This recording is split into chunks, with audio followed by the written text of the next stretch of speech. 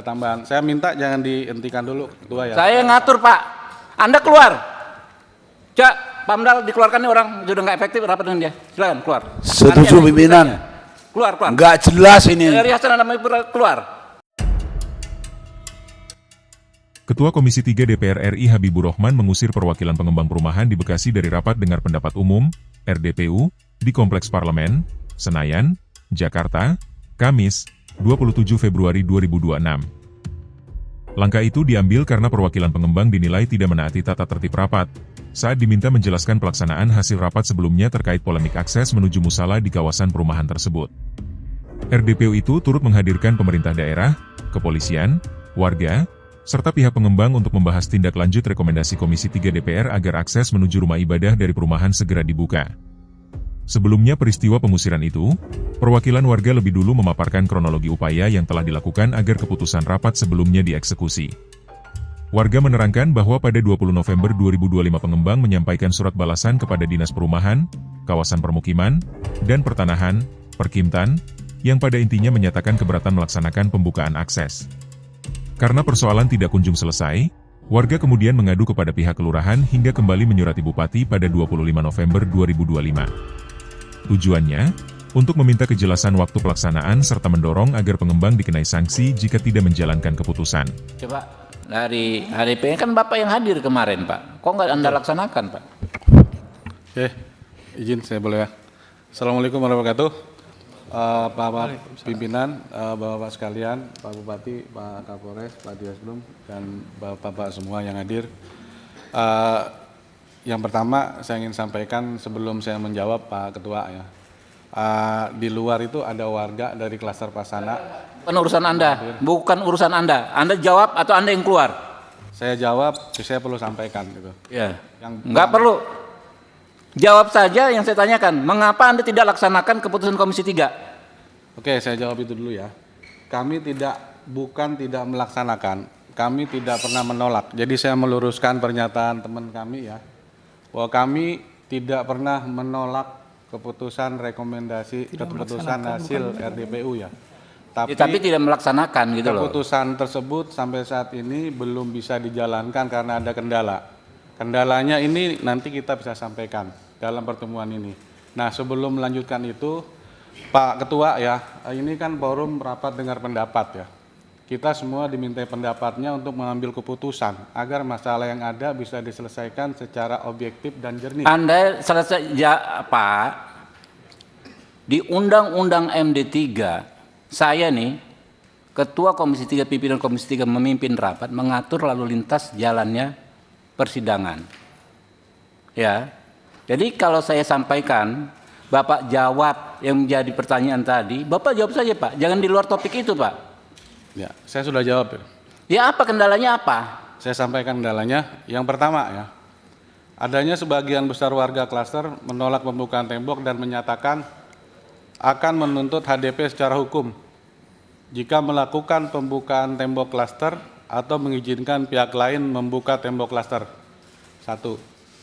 Yang kedua, pernyataan penolakan tuntutan secara hukum dari warga tersebut disampaikan secara tertulis kepada HDP melalui surat tertanggal 12 Oktober 2024. Ya, itu hal yang sama dengan poin pertama ya. Terus selanjutnya. Tapi ada tambahan. Saya minta jangan dihentikan dulu Ketua ya. Saya ngatur Pak.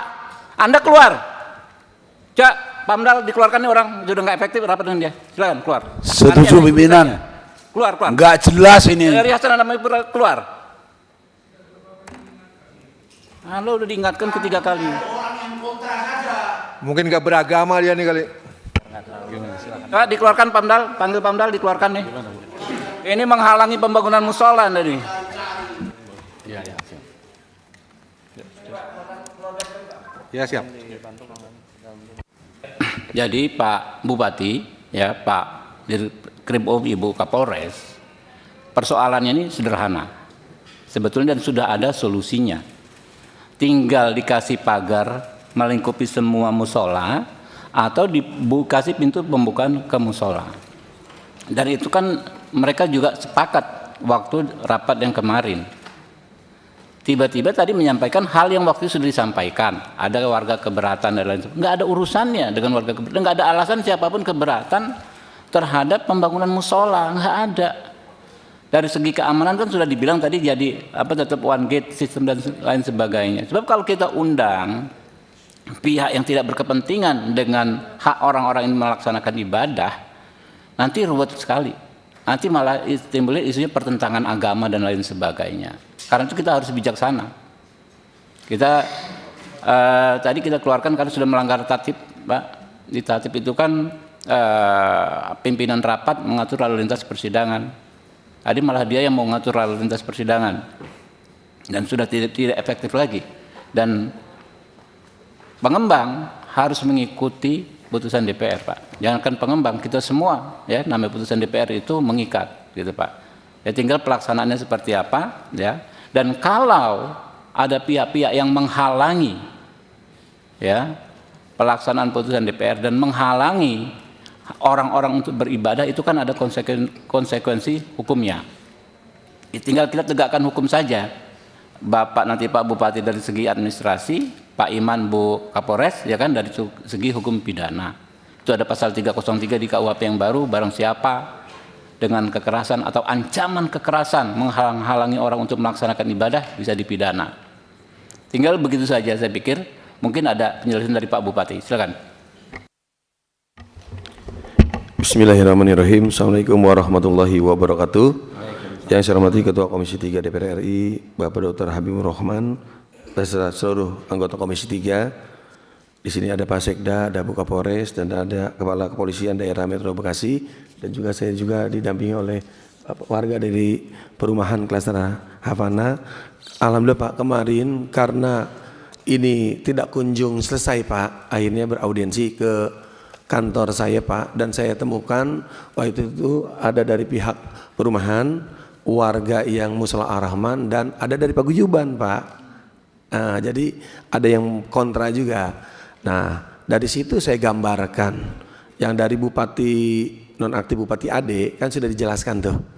Jadi untuk mushola itu nanti pagarnya dibuka dan ditutup tembok sehingga warga klaster itu bisa beribadah. Dan waktu kuasa hukumnya berbicara, kita hanya meminta pintu. Nah, saya bicara ini hanya buka pintu, tidak ada akses dari luar, kata saya. Tapi dari pihak Paguyuban itu selalu keberatan. Paguyuban nggak masuk Pak, nggak bisa masuk dia. Iya. Nah, jadi akhirnya dia juga punya dasar akan menuntut bla bla bla bla bla. Akhirnya tidak ada titik temu. Yang saya kira itu merupakan titik temu Pak. Dengan adanya pembukaan pintu itu jadi titik temu. Kita juga kan nggak mau Pak adanya kendala, jadi apalagi kalau sampai keluar nanti jadi kayak gimana Kabupaten Bekasi. Tapi dari Paguyuban bersikeras agar dia tetap tidak bisa buka akses itu. Download Tribun X sekarang, menghadirkan lokal menjadi Indonesia.